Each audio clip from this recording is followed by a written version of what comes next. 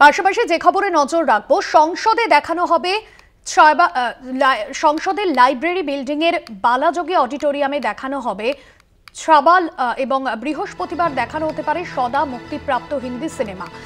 Screening এ উপস্থিত থাকতে পারেন প্রধানমন্ত্রী, স্বরাষ্ট্রমন্ত্রী সহ সিনেমার অন্যান্য কলা কুশলীরা।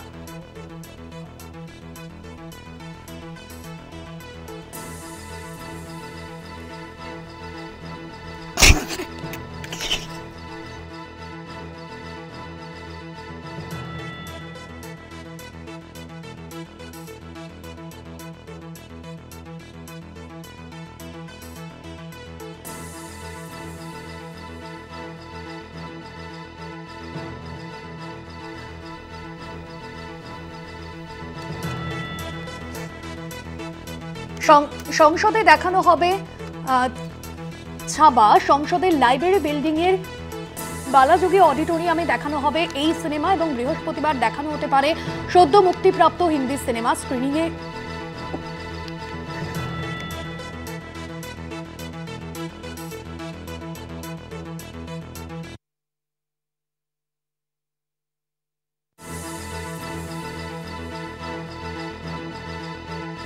সহ সিনেমার অন্যান্য কলা কুশলীরা। বৃহস্পতিবার এই সিনেমা দেখানো হতে পারে বলে জানা যাচ্ছে।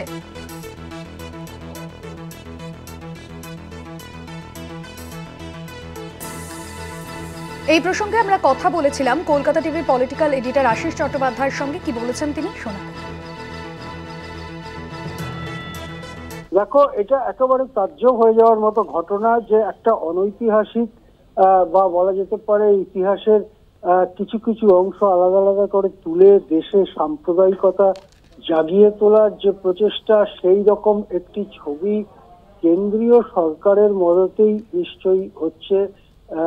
সংসদের লাইব্রেরি ভবনে বালাযোগী অডিটোরিয়ামে দেখানো হবে, সম্ভবত বৃহস্পতিবারই ছবিটি দেখানো হবে এবং ছবিটিকে আরো তার যাতে বিক্রি টিক্রি বাড়ে, লোকে দেখতে আসে, সেই ব্যাপারটা নিশ্চিত করতে এমনকি প্রধানমন্ত্রী নরেন্দ্র মোদী, স্বরাষ্ট্রমন্ত্রী অমিত শাহ সহ একদল বিজেপি নেতা বা কেন্দ্রীয় মন্ত্রী তারা থাকবেন বলে জানা যাচ্ছে। যেটা জানা যাচ্ছে যে ওই সিনেমার নির্মাতা এবং অভিনেতা অভিনেত্রীরা তারাও থাকতে পারেন, এই স্ক্রিনিং এ থাকবেন বলেই জানা যাচ্ছে। এবং এর মধ্য দিয়েই এই ছবিটিকে কেন্দ্র করে সারা দেশে যে একটা নতুন করে সাম্প্রদায়িকতার জিগির তোলবার চেষ্টা করা হচ্ছে, সেই জিনিসটাতেই ধোঁয়া দেওয়া হবে বলে, হাওয়া দেওয়া হবে বলে মনে করছেন অনেকেই। কেননা আমরা জানি যে এই ছবিটিকে কেন্দ্র করেই নাগপুরে একটা সাম্প্রদায়িক হানাহানির মতো পরিস্থিতি তৈরি হয়েছিল। সেই উত্তেজনা এখনো রয়েছে, যদিও হিংসার ঘটনা বন্ধ হয়েছে বলে মনে করা হচ্ছে। এবং সেখানে মহারাষ্ট্রের পুলিশ, মহারাষ্ট্রের সরকার, মহারাষ্ট্রের প্রশাসন তারা সাম্প্রদায়িক দৃষ্টিভঙ্গির থেকে এই হিংসার ঘটনাকে দেখছে।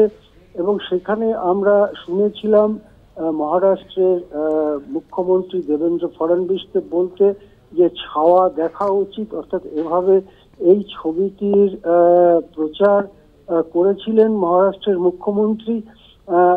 এবার তো দেখা যাচ্ছে যে গোটা ভারত সরকার তারা এই ছবিটি দেখাবে।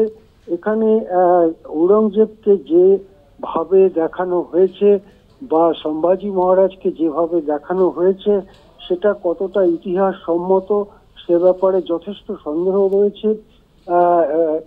এই কথাও বলা হয়নি কোথাও যে ঔরঙ্গজেবের যে বাহিনী, সেই বাহিনীতেও হিন্দুরা গুরুত্বপূর্ণ ভূমিকা পালন করেছে।